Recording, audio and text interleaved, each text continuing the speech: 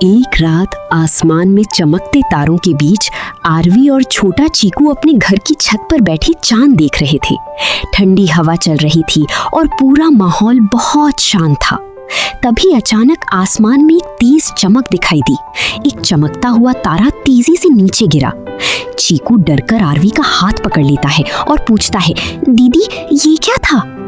RV मुस्कुराकर कहती है, चलो देखते हैं, शायद कोई जादू हो। दोनों उस चमकती रोशनी का पीछा करते करते घर की पीछे वाली जंगल तक पहुंच जाते हैं। जंगल बहुत रहस्यमयी था। पेड़ों के बीच अचानक उन्हें एक बड़ा सुनहरा दरवाजा दिखाई देता है। उस दरवाजे पर चमकते अक्षरों में लिखा था, समय यात्रा का द्वार।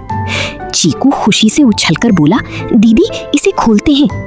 जैसे ही आरवी ने दरवाजे को हाथ लगाया, अचानक तेज रोशनी फैल गई और दोनों उस दरवाजे के अंदर खिंचते चले गए। कुछ देर बाद जब दोनों ने आंखें खोली तो वे हैरान रह गए। वे एक ऐसी दुनिया में पहुंच चुकी थी जो लगभग 1000 साल पुरानी थी। चारों तरफ बड़े बड़े महल थी, घोड़े दौड़ रही थी, लोग पुराने कपड़े पहने हुए थी और रात में मशालों की रोशनी चमक रही थी। आरवी धीरे से बोली, वाह, हम तो पुराने समय में आ गए। तभी कुछ सैनिक उनकी तरफ आए और उन्हें राजा के महल में ले गए। महल बहुत भव्य था, लेकिन राजा बहुत परेशान दिखाई दे रहे थे। राजा ने उदास होकर कहा, हमारे राज्य का जादुई हीरा चोरी हो गया है। उस हीरे की रोशनी से पूरा राज्य चमकता था। अगर वो वापस नहीं मिला तो हमारा राज्य हमेशा के लिए अंधेरे में डूब जाएगा। आरवी ने बहादुरी से कहा, महाराज, हम आपकी मदद करेंगे। राजा ने बताया कि वो जादुई हीरा एक खतरनाक गुफा में छिपा है। अगले ही पल आरवी और चीकू मशाल लेकर उस गुफा की ओर निकल पड़े। रास्ता बहुत डरावना था। गुफा के अंदर चमगादड़ उड़ रही थी और अजीब आवाजें गूंज रही थीं। चीकू डरकर आरवी का हाथ कसकर पकड़ लेता है। आरवी प्यार से बोली, डरो मत चीकू, मैं हूं ना। थोड़ी दूर चलने के बाद उन्हें पत्थर का दरवाजा दिखाई दिया।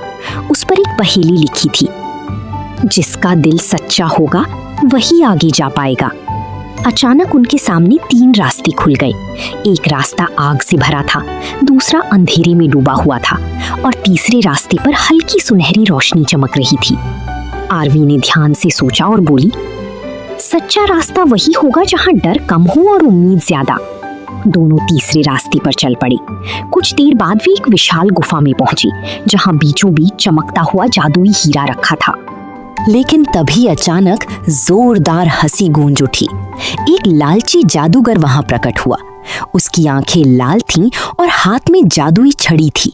वो जोर से बोला, ये हीरा अब मेरा है। उसने जादू से आग का गोला आरवी और चीकू की तरफ फेंका। आरवी तुरंत चीकू के सामने खड़ी हो गई और उसे बचा लिया। चीकू डर गया, लेकिन तभी उसे अपनी छोटी लकड़ी की बांसुरी याद आई। उसने धीरे धीरे बांसुरी बजानी शुरू की। गुफा में मीठी धुन गूंजने लगी। जादूगर अचानक शांत हो गया। उसकी आंखों में आंसू आ गए। वो धीमी आवाज में बोला, मैं बचपन से अकेला था, इसलिए लालची बन गया। आरवी मुस्कुराकर बोली, दोस्ती सबसे बड़ा जादू होती है। जादूगर को अपनी गलती का एहसास हो गया। उसने जादुई हीरा वापस कर दिया और आरवी तथा चीकू के साथ राजा के महल में लौट आया। जैसे ही हीरा अपनी जगह रखा गया, पूरा राज्य फिर से रोशनी से जगमगा उठा। लोग खुशी से नाचने लगे, महल में ढोल बजने लगे और आसमान में आतिशबाजी चमकने लगी। राजा खुशी से बोले, आरवी और चीकू, तुम दोनों ने हमारे राज्य को बचा लिया। तुम हमेशा हमारे राज्य के सबसे बहादुर मेहमान रहोगी। फिर वही जादुई दरवाजा दोबारा खुला। अब घर लौटने का समय था। जाते जाते राजा ने आरवी और चीकू को एक छोटा चमकता हुआ तारा दिया। चीकू मुस्कुराकर बोला, दीदी क्या हम फिर कभी यहाँ आएंगे?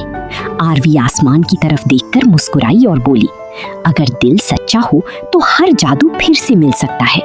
इसके बाद दोनों उस जादुई दरवाजे से वापस अपने घर लौट आए। लेकिन उस रात के बाद जब भी वे आसमान में चमकते तारे देखती, उन्हें उस जादुई दुनिया की याद जरूर आती।